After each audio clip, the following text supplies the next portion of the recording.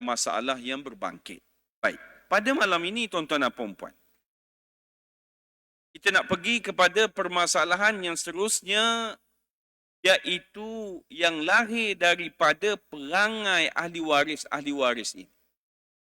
Maka tuan-puan cuba lihat, tuan-puan cuba tengok, ada tak berlaku dalam permasalahan kita yang berlaku sekarang ini ataupun bakal berlaku kepada ahli waris kita nanti kelak, tuan-tuan dan puan-puan. Baik.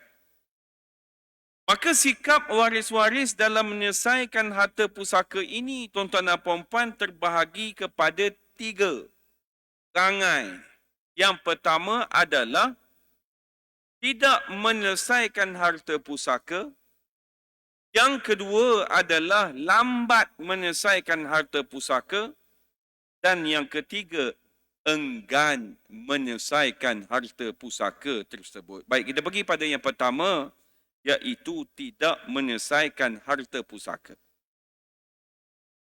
Maka penulis bagi tahu, tuan-tuan dan puan-puan, terdapat lebih kurang 20% tanah-tanah masih terdaftar atas nama orang yang telah mati.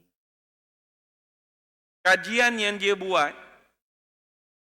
ada 20% tanah-tanah yang ada di Malaysia ini, tuan-tuan dan puan-puan, masih lagi terdaftar dengan nama si mati. Makna kata si mati itu mati lama dah. Masih lagi dengan nama si mati. Bila masih lagi dengan nama si mati, tuan-tuan dan puan-puan, ini membuktikan ahli waris tadi tidak menyelesaikan harta pusaka orang yang mati itu tadi. Kenapa? Saya pun tak tahu. Kenapa dia lengahkan? Ataupun istilahnya adalah dia tak buat langsung. Dia tak bertindak langsung tentang harta yang ditinggalkan oleh si mati. Sedangkan dalam Islam, tuan-tuan dan puan-puan, mati sahaja seseorang itu, setelah mana kita kebumikan dia, maka next stepnya adalah kita mesti uruskan harta yang dia tinggalkan. Kenapa kita kena uruskan? Sebab kita hidup, dia mati dah. Dia tak boleh dah bangun daripada kubur nak uruskan harta dia, tak boleh dah. Cukup setakat itu. Sebab harta dunia ini, tuan-tuan dan puan-puan, hanyalah kepada orang yang hidup sahaja. Mana mungkin orang yang mati boleh memiliki lagi harta yang ada di dunia ini, tuan-tuan dan puan-puan. Maka lebih teruk lagi, tuan-tuan dan puan-puan,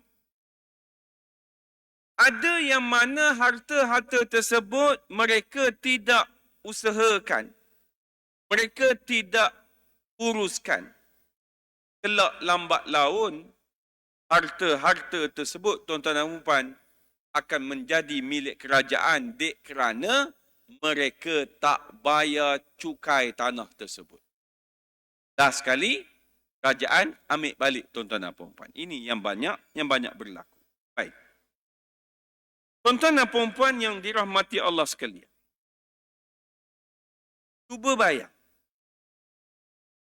bila mana tuan-tuan dan puan-puan menjadi satu wabak dalam masyarakat kita yang mana mereka ini beranggapan bahawasanya harta si mati ni jangan tergopoh gapah untuk kita bahagi. Ini bahaya ni. Kalau ada dalam masyarakat kita, tuan-tuan dan puan, dengan istilah begini, bahaya. Maka lahirlah perkataan-perkataan daripada orang kita yang mana dia kata apa? Kubur merah lagi, maka tak perlu bahagi. Habis tu nak tunggu kubur tu warna hitam. Ke kubur warna hitam, dikatanya pula si mati ni banyak dosa. Macam-macam, tuan-tuan dan puan. Merah pun tak boleh, hitam pun tak boleh. Betul tak? Maka istilah-istilah yang sebegini, tuan-tuan dan puan, kena buang jauh-jauh. Sama juga dengan orang nak berkahwin. Kadang-kadang hari ni rasa macam terbalik. Kenapa? Orang nak berkahwin, dia memerlukan kepada pengantin laki, pengantin perempuan, wali, apa lagi? Lagi 2. Saksi, mana pakat tak ingat ni? Nikah seorang lagi? Abang ingat balik. Ijab kabul. Tu jawab. Kalau tanya peserta kursus kahwin, laju. Ini sebab lama sangat menikah ni. Cuba perbaharui nikah dengan pasangan yang baru. Jadi 5 benda ni tuan-tuan dan puan tak susah pun. Klik mata boleh sediakan bila mana kita ada pasangan. Tapi hari ini berapa ramai yang menangguhkan perkahwinan disebabkan nak kumpul hantaran, nak bayar catering. Sedangkan dalam Islam, pernikahan itu patut dimudahkan.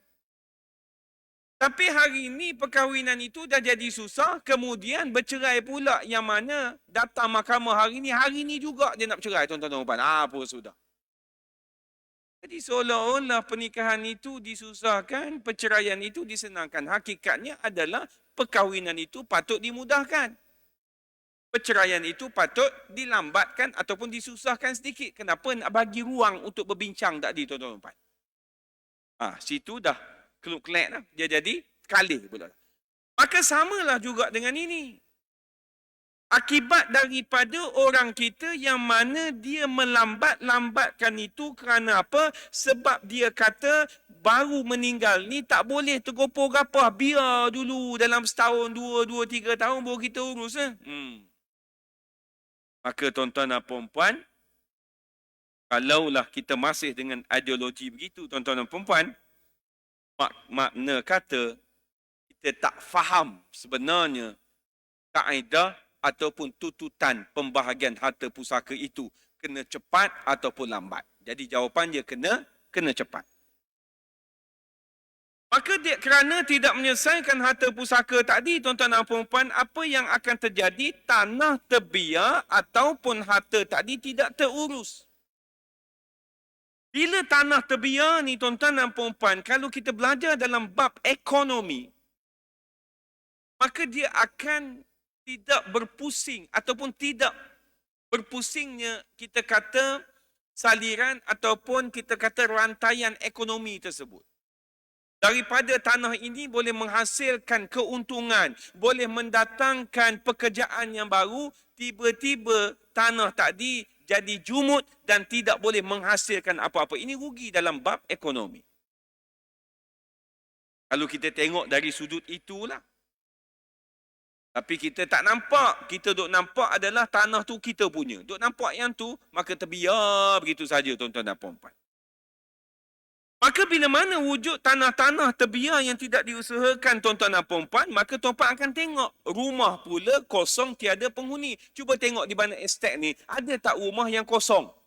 Tak naik pun signboard, tak naik pun kain rentang untuk disewa ke, untuk dilelong ke, untuk dijual ke, cuba tengok. Ini termasuk ni. Sebab tanah tersebut, tuan-tuan, tidak diusahakan. Kemudian yang berlaku juga, tuan-tuan dan puan, cukai tanah tidak berbayar. Apa lagi? Semak samun tadi pun tiada siapa yang bersihkan. Kebetulan pula kita berjiran dengan dia. Tanah rumah tadi ni tidak diusahakan. Rumput tadi parah hidung. Kita nak jual rumah kita.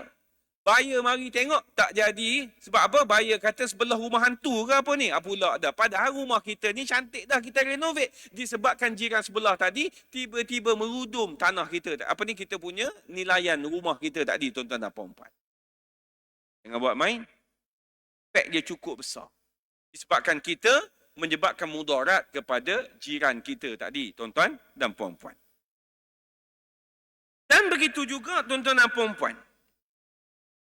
Musim buah tanpa dimanfaatkan hasilnya, maka lalu dibiarkan buah-buah itu berguguran atau menjadi seperti hutan rimba yang tidak bertuan. Padahal dalam tanah tersebut ada musangking. Kita kata daripada tak ada orang ambil, rasa nak ambil. Kita baru nak ambil tadi, teringat pula bab hukum. Rupanya tak boleh ambil kalau kita tak minta dengan tuan dia. Duk tak mengalir je lah Hailio tadi. Duk tengok musangking. Nak beli mahal, nak ambil free, takut dosa. Pula. Rugi. Maka tuan-tuan dan puan-puan, sebelum pembahagian harta itu tidak dapat dipastikan menjadi milik siapa, tiada siapa yang mahu bertanggungjawab menjaga, membersihkan tanah, membaiki rumah lalu dibiarkan begitu saja, maka secara tidak langsung tuan-tuan dan puan, dia merugikan waris-waris kerana tidak dapat memanfaatkan harta peninggalan orang tuanya itu. Ini di antara contoh mudah yang mana tuan-tuan dan puan boleh tengok. Bila mana dibiarkan, patutnya ahli waris tadi boleh bangunkan. Kalau tak boleh bangunkan pun boleh jual. Bila jual dapat duit. Tapi tak boleh buat apa. Disebabkan apa? Kita biarkan begitu saja. Kita ambil tak peduli. Kita kata kita dah ada harta kita dah. Maka kita tak perlu pada harta orang lain. Sedangkan itu adalah hak kita, tuan-tuan dan puan-puan. Baik. Yang kedua. Yang kedua, tuan-tuan dan puan, urus niaga hartanah tersebut menjadi beku. Kenapa jadi beku ni? Sebab bila mana kita tidak selesaikan tadi, harta tersebut dianggap beku kerana sebarang urus niaga seperti jual beli. Kita nak gadai, kita nak pajak, kita nak sewa dan sebagainya tidak dapat dijalankan selagi harta pusaka itu masih terdaftar dengan nama si mati. Ada orang dia kata, tak apa Ustaz, biar dengan nama si mati. Kenapa? Sebab kereta ni biar nama si mati. Jadi bila saya bawa pergi mana-mana, parking saya tak bayar pun tak apa sebab dia saman tu si mati, bukan saman saya pula. Maka waras tangkap pun akan keluar nama si mati. Dia nak pergi ke situ pula dah. Perangai dari sudut kenderaan. Kemudian ada juga perangai tuan-tuan dan puan. Dia kata tak rugi. Saya kata kenapa tak rugi? Sebab apa Ustaz? Sebab tanah ni kita biar dengan nama si mati. Kenapa? Sebab kalau dengan nama si mati, jadi bukan mudah untuk ahli waris nak jual. Jadi kita buat begini Ustaz, supaya ahli waris tak boleh jual. Bila tak boleh jual Ustaz, maka ketujuh keturunan si mati ni boleh manfaatkan tanah tersebut. Ini lagi gila. Kenapa saya kata gila? Dia mengatakan bahawasanya 7 keturunan boleh guna. Dia tak faham bahawasanya kalau dia kata begitu, kemungkinan besar tuan-tuan dosa akan berjalan. Kenapa saya kata dosa akan berjalan? Sebab lapisan yang pertama, bila mana dia mati, lapisan yang pertama ahli waris ini boleh guna. Kemudian lapisan yang pertama ni berlaku pula kematian. Bagaimana nak ditentukan siapa pula pemilik yang baru? Buatnya lapisan yang pertama ni ada 5 orang. Maka ditakdirkan Allah Ta'ala dalam 5 orang ni seorang pula mati. Adakah pemilik dia 4 orang? Tak, bertambah pula pemilik yang lain. Kenapa? Sebab yang seorang mati ni masuk pula ahli waris dia. Kemudian pula yang masuk ni lapisan yang kedua. Mati pula lapisan yang kedua. Masuk pula lapisan yang ketiga. Patutnya harta tersebut bahagi 5 orang. Tiba-tiba kena bahagi 30 orang. Yang tak tahannya kena bagi 30 orang. Yang bahagi duk makan 4 orang tu saja. Maka yang 4 orang tadi dia makan harta orang lain. Ini dosa. Sebab itu dia tak boleh tuan-tuan dan puan kita bawa ideologi pelik begini. Cuma ideologi begini yang jadi masalah hari ini adalah tak ada orang yang nak perbetulkan. Kenapa dia tak perbetul? Sebab dia pun pemahaman macam tu juga. Sebab ideologi ini tuan-tuan dan puan cuba tengok, dia lebih kepada logik akal. Bila logik akal, dia akan lihat pada apa pula? Dia akan lihat kepada keinginan hati. Kalau kena dengan cita rasa dia, on lah. Kalau logik akal itu tak kena dengan cita rasanya, selalunya apa berlaku pada manusia, dia tak akan on. Tapi kalau logik akal tu boleh diterima, kena pula dengan selera dia. Memang dia on, tuan-tuan dan puan-puan. Tapi bila mana dia ada pengetahuan agama, dia berfikir tak dibersandarkan kepada agama, dia akan tengok kalau hukum itu membenarkan baru dia on. Walaupun selera dia tak kena. Ini sifat orang beriman. Sifat orang beriman dia lain. Macam tuan-tuan haji, perempuan hajah lah. Kenapa solat berjemaah? Sebab tuan haji, puan hajah faham. Solat berjemaah ini, kelebihan dia banyak, iaitu 27 kali ganda. Kalau ikut logik akal, tak melihat kepada 27 kali ganda, baik aku semayang seorang-seorang. Tak payah nak start motor, nak start kereta, nak gosok baju, dah.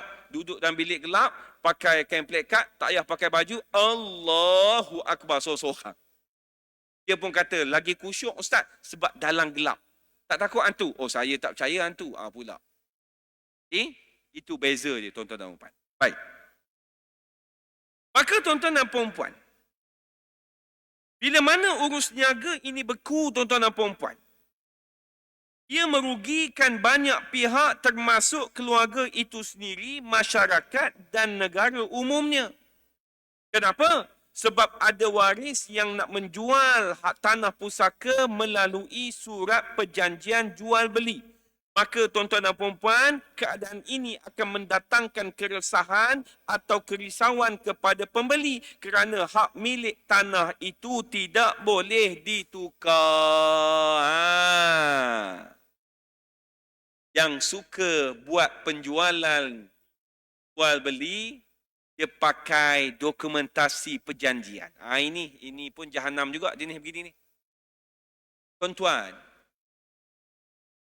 kalau kita main perjanjian jual beli, tuan-tuan kena lihat juga undang-undang yang buka kuasa di Malaysia ni.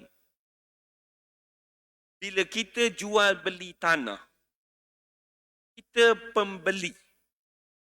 Ending dia di mana penamat dia? Penamatnya adalah ada nama kita dalam geran tanah tu.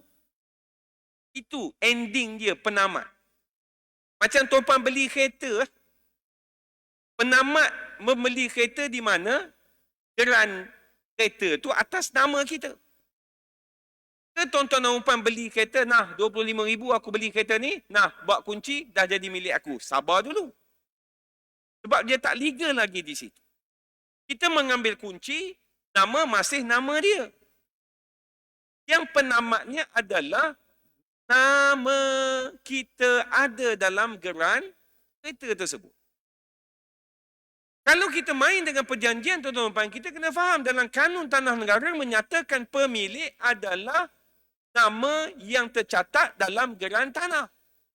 Dalam kanun tanah negara, dia tak sebut pemilik adalah nama yang tercatat dalam perjanjian jual beli. Tak. Pemilik mesti nama dia ada dalam geran tanah tersebut. Tapi ada orang, tuan-tuan dan puan, dia main jual beli begitu, maka dia guna dokumen yang luar daripada geran tanah tersebut. Maka ini satu perkara yang saya katakan di sini, tuan-tuan dan puan, akan menyusahkan pembeli dan penjual satu masa nanti. Dan risiko yang paling besar adalah kepada pembeli, sebab penjual dia dah masuk dah. Tuan-tuan dah bank in dah duit pada dia. Betul tak? Cuma tindakan dia adalah untuk apa? Untuk nak pindah milik. Dan pindah milik ini juga, tuan-tuan dan puan, dia bukan semudah ABC. Kalau tanah itu memang nama kita seorang, boleh, senang. Tapi kalaulah nama kita tak ada pun dalam geran itu, habis tu kenapa awak kata awak jual harta awak? Oh, sebab si mati tu saya ahli waris dia. Makna kata nama si mati lagi. Bila nama si mati lagi, tuan-tuan dan puan, maka proses pembahagian di peringkat penjual tu belum selesai. Yang kita gatal-gatal pergi beli dengan dia tu kenapa? Tak boleh. Kita dah bayar. Sejarah membuktikan bila bayar pada seseorang nak dapat balik duit tu susah, tuan-tuan dan puan. Betul tak? Kita bagi pinjam duit ke orang, nak dapat balik senang ke susah? Orang tu dah pegang dah. Bila dah pegang, dia dah guna. Nak boleh bayar balik. Tuan-tuan dan puan. Baik. Maka, orang yang sebegini, tuan-tuan dan puan, Saya nasihatkan supaya tidak menjual tanah pusaka yang belum dibuat pembahagian kerana kemungkinan agihan duit hasil jualan itu tidak betul. Kerana apa? Kerana kejahilan dalam ilmu faraid. Dan apa yang berduka citakan lagi tuan-tuan dan puan, setelah memperolehi duit hasil jualan tanah itu, waris-waris tidak lagi berminat untuk menyelesaikan tanah itu untuk dipindah milik kepada pembeli. Sebab duit dah dapat. Bila duit dah dapat, pandai-pandai kau settle. Yang nak settle tu adalah orang luar. Yang sepatutnya settle adalah kita selaku ahli waris. Tapi kita pula pergi beli dengan ahli waris tadi, yang mana di peringkat dia pun dah tak selesai, kita pun sanggup beli sebab dia jual murah, dia pula dapat duit. Kita kata bila nak pergi selesai dia berjabat tanah? Nanti sibuk lah ni, musim hujan pula. Musim hujan lah ni kan? Sebab itu kita sebagai pembeli ni tuan-tuan dan puan kena bijak. Dan ada yang lebih teruk lagi tuan-tuan dan puan, minta maaf cakap. Pemilik tanah ada 6 orang. Dia kata pada kita, aku nak jual tanah aku mau murah. Berapa aku nak jual? 50,000. Ni tanah aku besar ni. Besar kan? Besar ni boleh buat rumah. Betul kau nak jual 50,000? Betul. Aku terdesak duit. Maka dia pun jual. Dia tukar tak pada nama kita? Tukar. Masalahnya adalah tanah tersebut ada 5 pemilik. Dia masukkan nama kita, dia buang nama dia. Sekarang ini, kita ada nama dalam geran itu. Masalahnya 4 lagi siapa? 4 lagi adalah ahli keluarga kepada yang si penjual tadi. Persoalan yang lebih besar adalah kalau satu geran ada 5 nama, maka tanah itu milik 5 orang ni. Yang dia kata tanah kita belah ni, di penjuru ini ataupun di tempat ini, siapa yang iktiraf itu tempat dia? Barangkali yang 4 ni kata, yang bahagian dia tengah-tengah kat busuk tu. Pula. Sebab dia tak akan ada, tuan-tuan dan puan, bila 5 nama, maka dia akan tunjuk yang ni di mana. Tak, melainkan berlakunya pecah lot. Bila berlaku pecah lot, lain pula cerita je. Kemungkinan kita faham bahawasanya bila pecah lot, maka dia tidak lagi berada dalam satu geran. Betul tak betul? Dia akan ada geran yang berbeza. Kemudian tuan-tuan pergi lagi buat siasatan. Duit bayar dah. Pergi pejabat tanah pula bagi tahu memang 5 nama tapi tak boleh pecah lot 5 sebab kita punya peruntukan adalah sebagai contoh tanah yang besarnya macam ni dia maksimum setakat boleh pecah lot 3 saja. Pula dah. Pening. Jadi ustaz makna kata kena study betul-betul dalam bab geran tanah ni. Ya Tuan Haji, Puan Haji. Makna kata kena ada pemahaman ilmu berkaitan dengan apa benda yang patutnya kita faham dengan geran tanah itu. Apa benda basic? Leasehold ke freehold? Berapa tahun lagi tinggal? Apa lagi? Status bangunan ke pertanian? Apa lagi? Buat semakan ada caveat ke tak ada caveat? Pergi lagi, pemilik ni berapa orang? Kalau nak detail lagi, tanya yang nak jual ni siapa? Lelaki. Cuba tanya dia. Isteri awak mana? Dia pun kata, saya tak ada dah isteri. Tanya lagi, bila bercerai? Beli tanah ni bila? Kenapa kena tanya sampai macam tu, Ustaz? Bimbang-bimbang, dia nak jual segera sebab dia baru bercerai. Sebelum isteri dia filekan harta perceraian, dia kata, baik aku jual. Kebetulan pula, kita pun beli, tukar pada nama kita. Rupa-rupanya, isteri dia baru filekan permohonan harta perceraian di mahkamah. Salah satu harta tersebut adalah tanah tersebut. Alah jahanam. Dia dah dapat duit dah. Dia akan beri keterangan di mahkamah bahawasanya dia dah jual. Isteri dia tak puas hati. Kenapa boleh jual sedangkan harta ini adalah dimiliki dalam tempoh perkahwinan dia dengan isteri dia dulu. Maka tak pasal-pasal keluar pula Sapina untuk kita hadir beri keterangan di mahkamah. Oh, memang jam, tuan-tuan dan puan. Jadi nak beli aset ini, tuan-tuan dan puan, terutamanya hartanah ini, sebab itulah kena hati-hati. Dia nampak mudah, nampak senang, tetapi pastikan yang kita lalui kesenangan itu berhati-hati, kena dengan tunas undang-undang dan hukum syarak. Boleh nampak setakat itu? Baik. Kemudian masalah yang seterusnya, tuan-tuan dan puan-puan, adalah status pemilikan yang tidak jelas. Daripada segi undang-undang, selagi tanah itu belum dibuat pembahagian mengikut undang-undang, maka status pemilikan oleh waris-waris tidak rasmi dan tanah itu masih terdaftar dengan nama si mati. Walaupun hukum faraid sudah menentukan siapa yang mewarisi. Jelas dah. Ahli warisnya adalah mak dia, ayah dia, isteri dia dan anak-anak dia. Memang orang ni saja yang akan memiliki. Tetapi tuan-tuan dan puan-puan, selagi bahagian masing-masing tidak didaftarkan dalam surat hak milik, maka status dan kadar pemilikan setiap seorang waris juga tidak dapat pasti ataupun tidak dimuktamadkan lagi.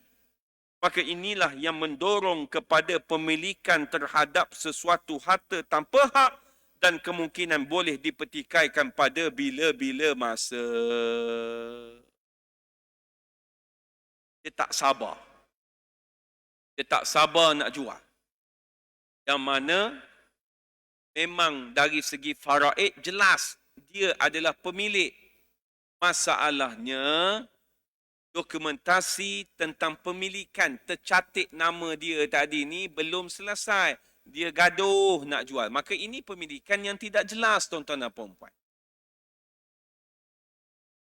Sebab itu, saya ingat lagi, ialah bila kita ni, orang tahu background kita begini, tuan-tuan dan puan-puan, kadang-kadang orang bertanya.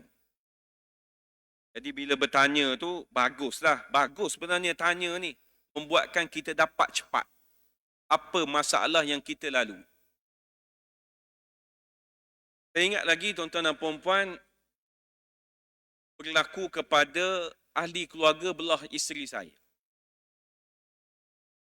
Yang mana dah dibahagikan pusaka.